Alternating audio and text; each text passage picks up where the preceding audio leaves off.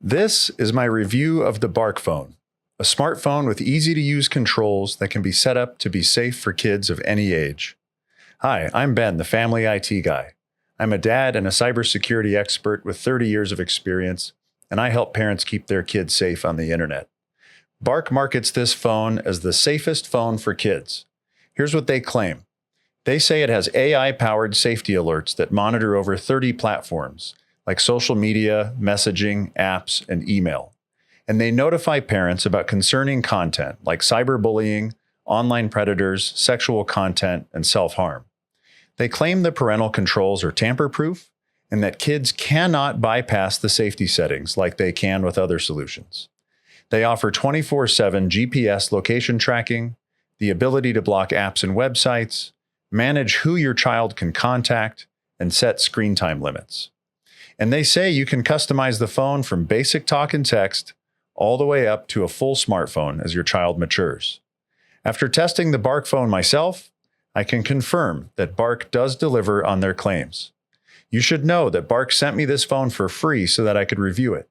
I do not have a contract with Bark, and I have no agreement with them about the nature of this review. I review products based on my principles. For example, truth over comfort, kids' data is hazardous, and ground truth validation. You can read the details of each of the Family IT Guy principles on my website. Bark provided me with an affiliate link, and if you buy a Bark phone through that link, I earn a commission from it. Bark did not pay for this review, and they did not see it before it was published. I'll show you what works well, what doesn't, and the settings that you should change before you give a Bark phone to your child. Before I get into the details, there's something important that Bark does not advertise that I discovered through my testing. Bark phones use a technology called MDM, Mobile Device Management. That's why their tamper-proof claim is valid. Here's what that means and why it matters. You have 3 options for giving kids smartphones. First, you can buy a regular iPhone or Android and lock it down yourself using Apple Screen Time or Google Family Link. The challenge is that these are overlay controls that sit on top of the operating system, and anything that is an add-on is prone to vulnerabilities and overrides.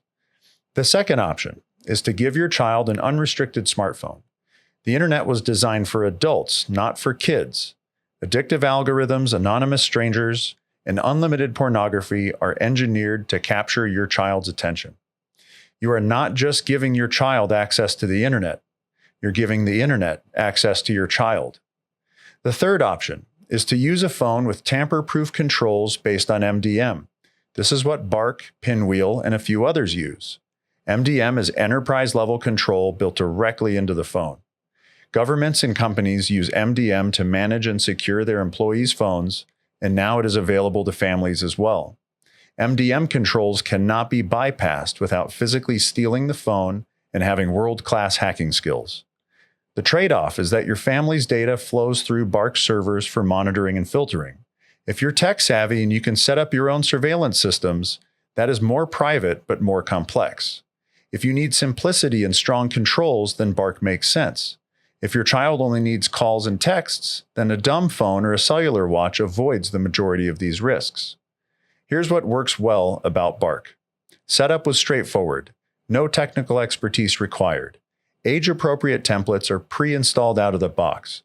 Multi-child management with individual settings per child works smoothly.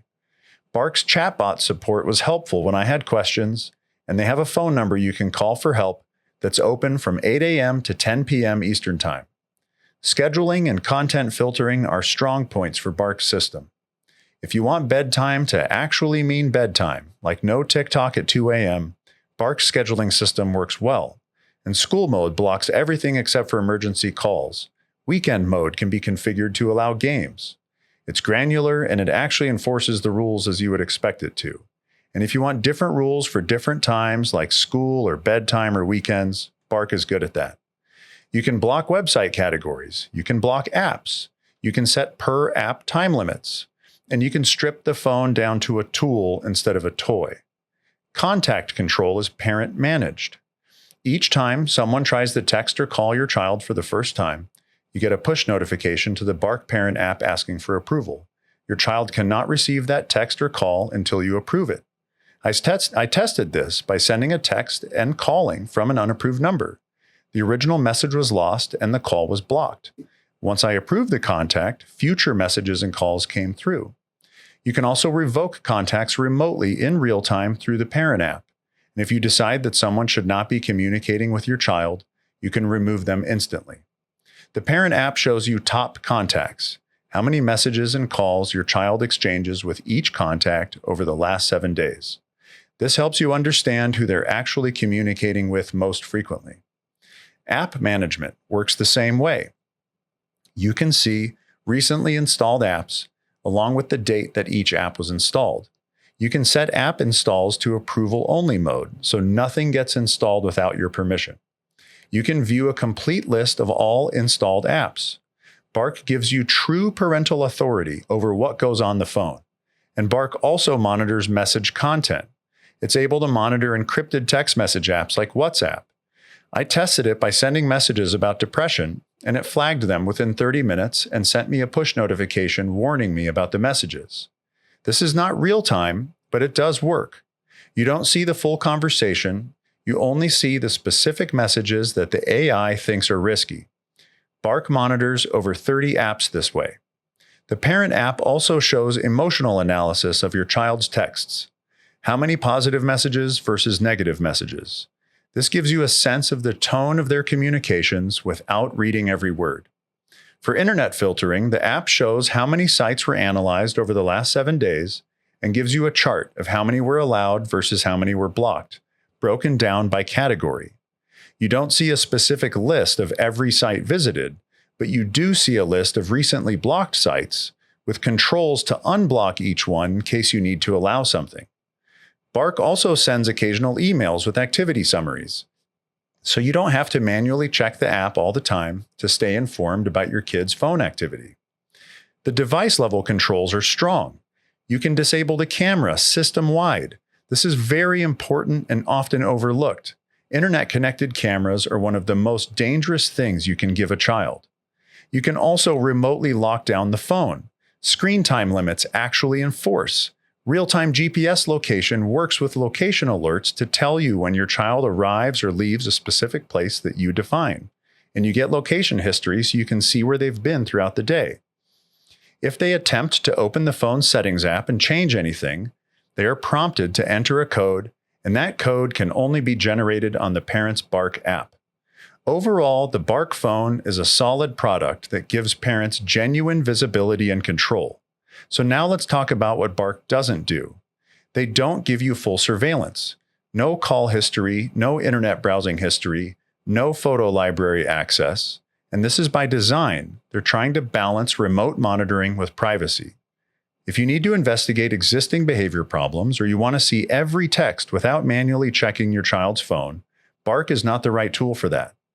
I'm not suggesting whether you should or should not desire full surveillance capabilities.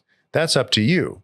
I'm just highlighting where Bark lands in the spectrum of visibility into your child's phone. The Barkphone does require some additional manual configuration before it's handed over to a child, beyond what can be done in the Bark app itself and beyond what the setup guide tells you to do after you unbox the phone. Some of the default settings caught me by surprise, and you should know about them so you can decide what makes sense for your family. First is that Facebook, LinkedIn, Microsoft's AI system, Netflix, and other apps are pre-installed on the phone. They're hidden, and you won't see them in the app drawer. You can only find them by looking in the phone's settings under Apps. This is something Samsung does on most of their phones. They get paid by each of these companies to pre-install those apps. And since Bark is a customized Samsung phone, this is the case for Barkphones too. There are 24 of these apps in total that I found. They should be either removed or disabled. I have the full list on my website if you go to familyitguy.com and type Bark in the search box. Second is that the default rules for some age groups allow YouTube, Roblox, and AI chatbots, and the advertising category is enabled by default. These might not align with what you want for your kids, and I recommend disabling all of them. Third is that 2 web browsers are enabled if you turn on web browsing in the Bark app: Google Chrome and Samsung Internet. For most kids, I would disable web browsing unless your child needs web access. If they do need an internet browser, keep Chrome enabled and disable Samsung Internet. None of these are hard to change, but you need to know to look for them.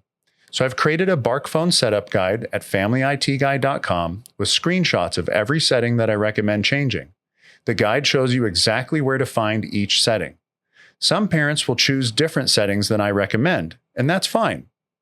The guide gives you the information you need to make those choices for your family.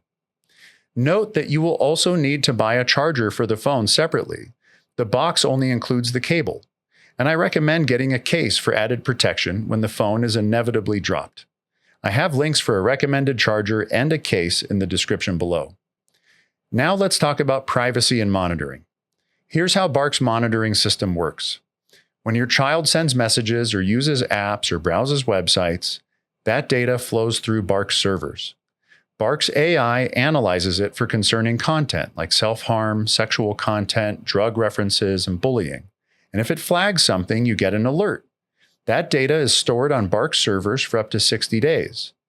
This privacy trade-off is not unique to Bark. Most internet surveillance systems for children work this way, so they can alert you about what your child is doing, and the company has to see it first. I recommend telling your child that their device is monitored. Don't make it a secret. Explain what's being monitored and why. This is really valuable, real-world education for their future, because the reality is that the internet is a public place, and every internet device is being watched. Maybe by you through Bark, and otherwise by corporations, advertisers, hackers, social media platforms, and governments. Everything you say and do online should be considered public and permanent.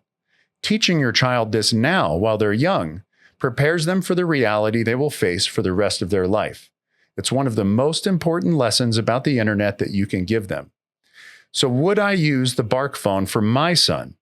If he needed a smartphone and I wanted to monitor his activity, yes, I would, but only with the setup changes that I mentioned. Barkphones are good for kids getting their first smartphone, for families who want monitoring without full surveillance, and for parents who need powerful controls without technical complexity. Barkphones are not the right choice for families who need full remote visibility into everything, or for anyone uncomfortable with data flowing through third-party servers.